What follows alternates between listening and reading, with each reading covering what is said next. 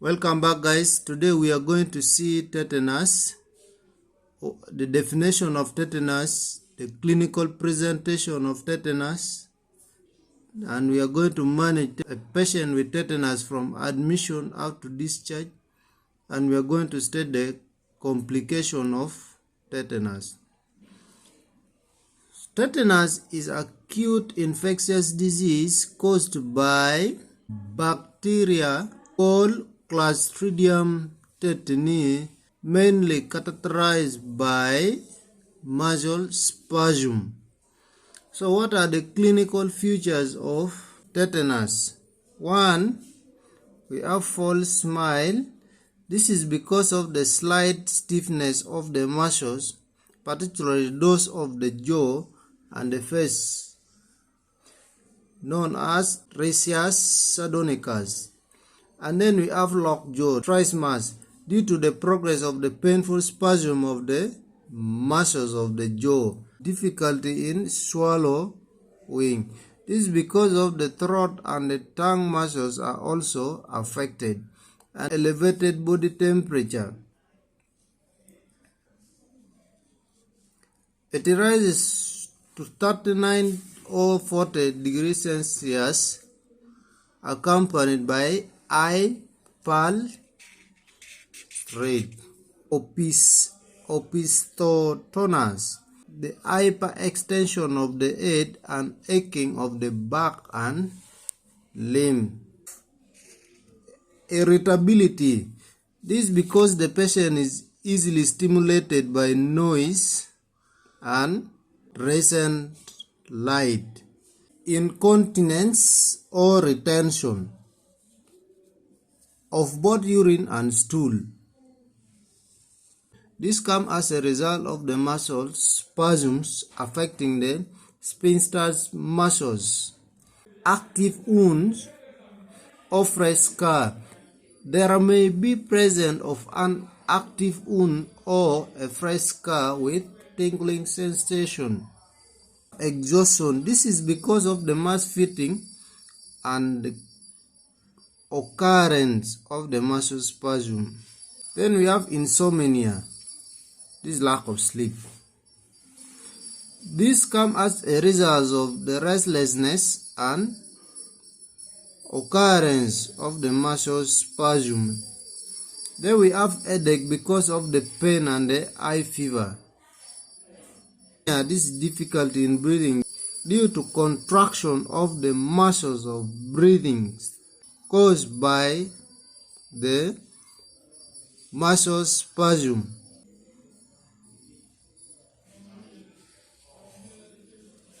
The patient is very sick but fully conscious and oriented. How can we manage the patients with tetanus? Our aim of management is to maintain the patient's breathing, and then to prevent further spread of infection, and then to control muscle spasm. At the reception, if the patient is just at the reception, this is a surgical emergency. The patients and attendants are welcome. Patients placed on the couch and attendant offer a seats, and we work as a team. Then brief history and particulars are taken. Physical examination and quick assessment of the patient is done. Doctor on call informed. Need to inform the doctor on call. Reassure the patients and attendants. Then asking them also to obey the nurses and doctors' orders to manage this disease effectively. Admission. We will admit this patient in an isolation room which is very quiet, well ventilated, with a dim steady light. This is one of the key word here which you should master. With a dim steady light and padded doors, the one which cannot make noise guang guang when you are opening.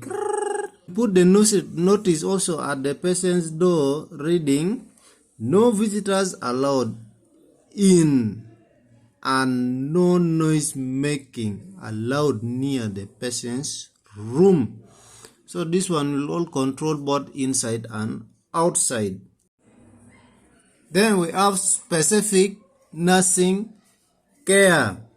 So what we are going to do, we are going to maintain the airway of these patients by sanctioning whenever it is necessary. This is PRN, and also cleaning the sanctioning machine after use, or else tracheostomy can be done as soon as possible if it is needed.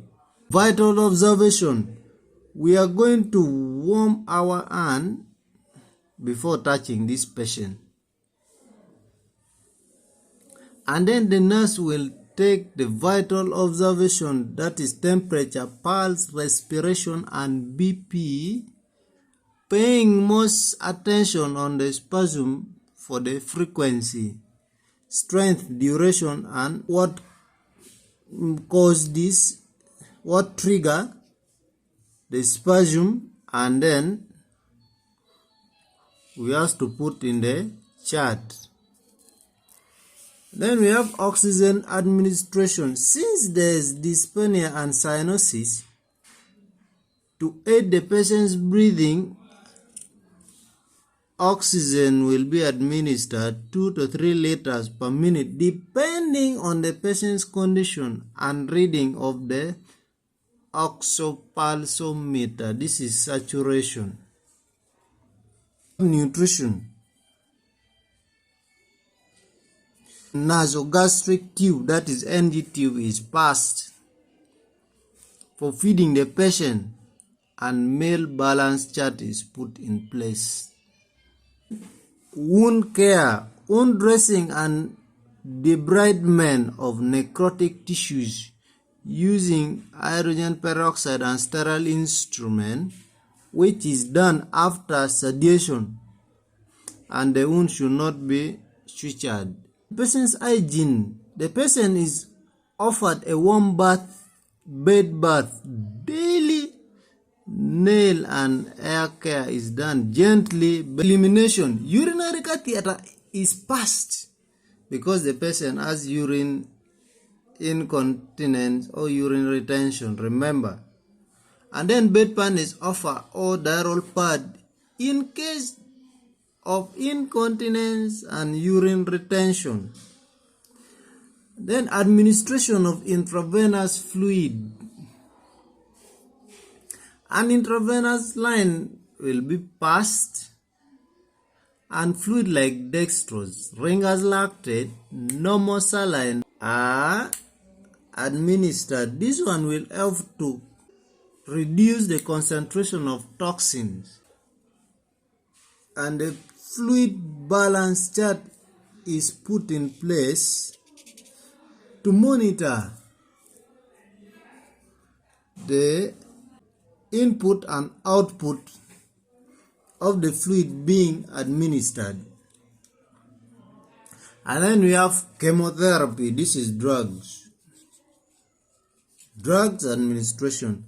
And then after review of the patients by the doctor, the investigation like CBC, blood grouping and cross-matching, culture and sensitivity, urinalysis upon confirming of the disease, and the following treatment doctor may give according to his.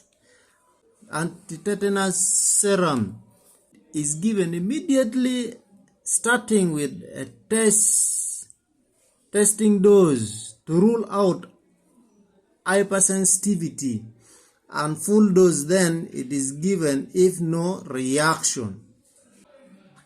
Sedative like diazepam, intravenously or orally, they will be in alternate dose with lagactil or phenobarbital. orally through NG tube to enable the patients to have enough rest and relieve muscle spasms. And then antibiotics, preferably short-acting, are given intravenously to protect the patients from opportunistic infection. Those antibiotics are IV benzyl penicillin, that is X-Pen, ampicillin, and then IV metronidazole, or orally for 7 days. And then prophylactic tetanus toxoid 0.5 ml is given as soon as any dirty injury is sustained. General nursing care will start with nutrition. A light nutritious balanced diet is offered to the patient through a NG tube after sedation and recorded in a feeding chart. And then physiotherapy. The patient is helped to rehabilitate the muscles and helped on how to move and practice speeches after recovering from the spasm, after recovering from the disease. And then control of spasm procedure just as feeding, NG tube injection, bed bath should be done under sedation, and hands should be warm before touching the patients. And tepid sponging is also done to lower the body temperature. Silence and adequate bed rest. Maximum quietness should be observed to avoid exciting the patients. Then the nurse should put on the rubber shoes and should avoid banging the door and explain to the attendants to maintain maximum silence and allow the patient to rest fully. And then we have turning of the patient. Ensure that the patient is turned 2 hourly to avoid pressure showers and allow free blood flow. Psychotherapy. The relatives will be allowed to visit the patient and will use what the patients like newspapers, if the patient like reading, or radio. Patients and attendant teaching. Then the patients and attendant are given adequate knowledge about the disease, predisposing factors, and how to prevent it in the convalescent stage.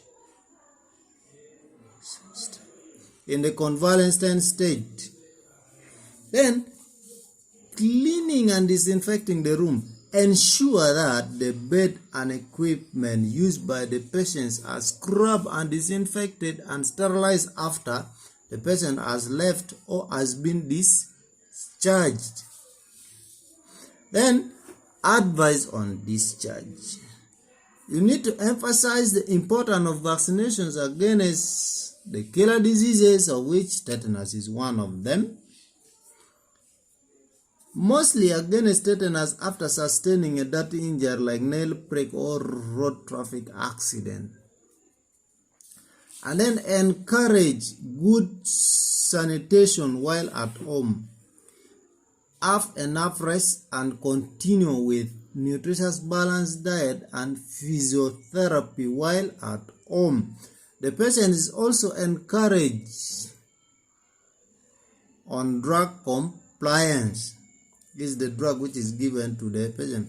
And then vaccination of all female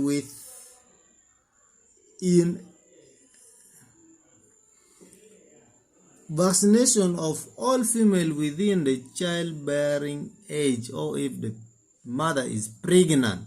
The patient is also taught on proper waste disposal to avoid handling waste when having a wound on the skin, and making sure that the feet are protected from environment by wearing shoes.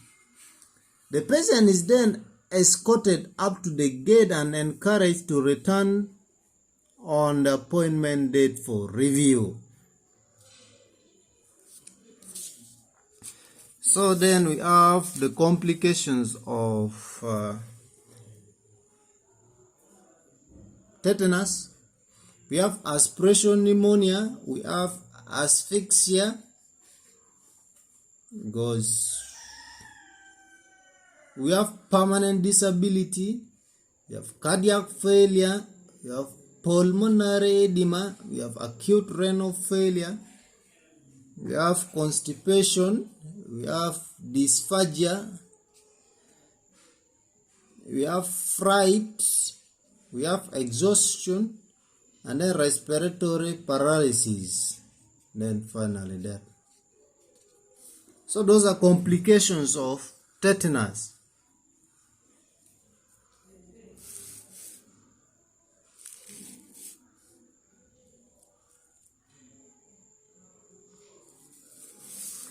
So that is all. In summary, in case they bring for you that the person reported to the ward OPD with the feature of tetanus, then they ask you outline the clinical feature of tetanus, describe the management of these patients from time of admission up to discharge, and then state the complications of tetanus. So those are the things you need to write and put in place. That is all. Thank you for watching and see you in the next one.